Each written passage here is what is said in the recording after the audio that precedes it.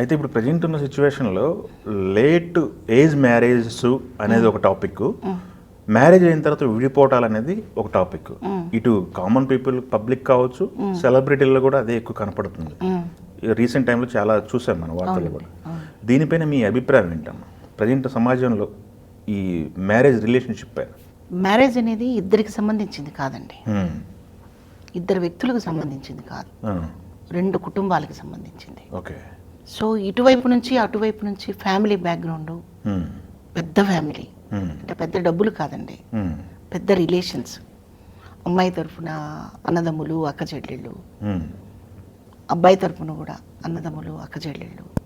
ఈ కుటుంబం మీరు చూడండి, పల్లెటూళ్ళల్లో ఇంతకుముందు ఏదైనా చిన్న ఫంక్షన్ ఉంటే బఫేలు చేయడానికి వంట మనుషులను పిలిచి పెట్టేవాళ్ళు కాదు. అవును. మేనత్తలు, మేనమామలు నించొని మనకి కృష్ణారెడ్డి గారి సినిమాలో చూపిస్తుంటారు. అవును, వాళ్ళే చేసుకుంటా ఉంటారు. ఇలాంటి సన్నివేశాలు పెద్ద పెద్ద స్టవ్లు పెట్టి, పెద్ద గరిటె పెట్టి, అండాలు పెట్టి తిప్పుతూ ఉంటారు. తర్వాత వరుసైన వాళ్ళని సరసంగా మాట్లాడటం, అవును, చిలిపి చిలిపిగా మాట్లాడటం, పెద్దవాళ్ళని గౌరవించటం, ఇంటికి పెద్ద అయిన వాడు నేను ఇది చెప్తాను అది చెయ్యి అని చెప్పడం, ఓకే అని చెప్పేసి చెప్పిన మాట విని వాళ్ళందరూ చేసుకుపోవటం, ఇది అంతా కూడా ఫ్యామిలీలో ఒక ప్రక్రియ అండి. అది ఇప్పుడు ఏమవుతుంది, అసలు ఫ్యామిలీని కోరుకోవట్లేదు పెళ్లి చేసుకునేవాళ్ళు, ఫ్యామిలీని పెద్దది కోరుకోవట్లేదు. ఇంకా మాట్లాడాలంటే తల్లిదండ్రి కూడా లేని వాళ్ళని కోరుకుంటున్నారు. దీనివల్ల మనకి ఏం ఎఫెక్షన్స్ తెలుస్తాయండి? చెప్పేవాళ్ళు ఎవరు ఉంటారు ఇంట్లో?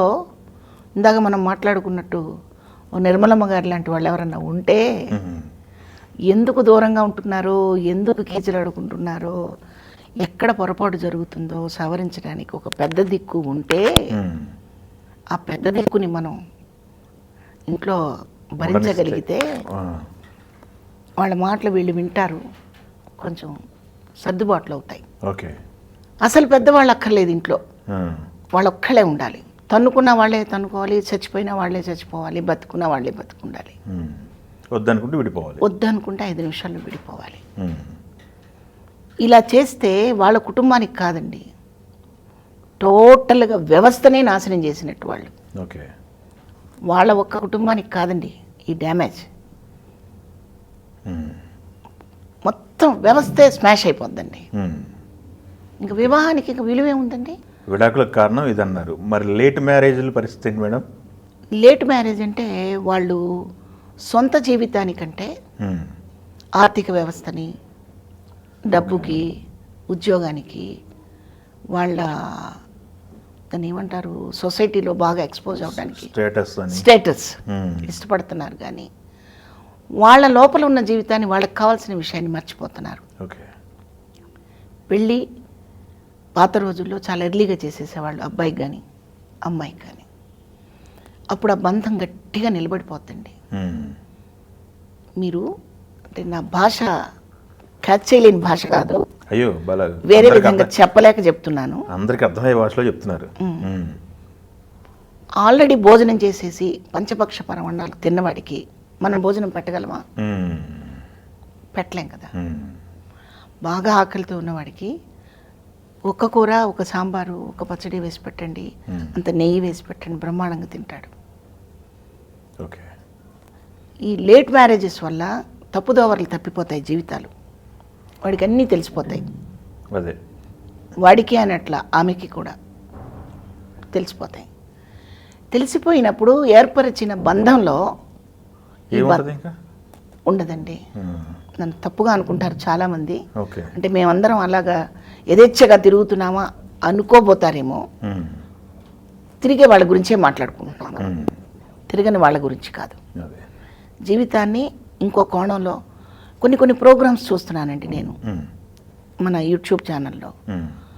ఆల్రెడీ పెళ్ళయ్యి పిల్లలు ఉన్న వాళ్ళతో కూడా లవ్లో పడి నేను పెళ్లి చేసుకుంటాను, పెళ్లి చేసుకోకపోతే చచ్చిపోతాను అనే వాళ్ళని కూడా చూస్తాను నేను. అది ఏంటో నాకు అర్థం కావట్లేదు. ఇది ఎవరికి లాభం? మనం చేసే పని మన వ్యవస్థనే నాశనం చేసేటట్టు ఉండకూడదు. ఎందుకని అసలు పెళ్ళికి విలువ లేకుండా పోయింది. కుటుంబ వ్యవస్థ లేకుండా పోతా ఉంది. ఓకే. రాను తల్లిదండ్రులు లేని వాళ్ళు కూడా ఇష్టపడే పరిస్థితి వస్తేమో నాకు తెలియదు, భయంగా ఉంది. ఆఫ్ కోర్స్ ఆల్రెడీ స్టార్ట్ అయిందని మాట్లాడుకుంటున్నాం కాబట్టి. ఓకే.